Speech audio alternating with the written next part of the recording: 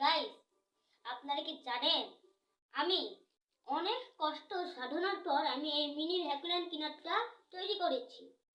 এটি দিয়ে আজকে এই বাড়ির ময়লা আবর্জনা পরিষ্কার করব। আপনারা দেখে অবাক হয়ে যাবেন। দেখুন কিভাবে আমি করি। তো দেখতে থাকুন।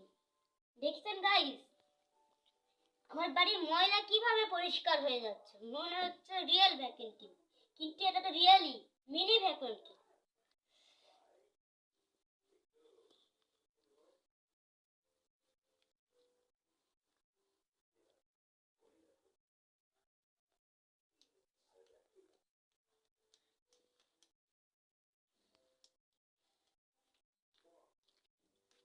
গাইস দেখুন, আমার এখানে কত ময়লা জমা হয়েছে।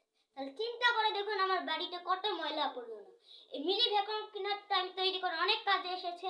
এটি দিয়ে এখন আমি পুরো বাড়ি পরিষ্কার করব। তো আজকে এটুকুই। পরের বারে আমরা দ্বিতীয় পার্টে আবার করব। আবার দেখা হবে। ধন্যবাদ।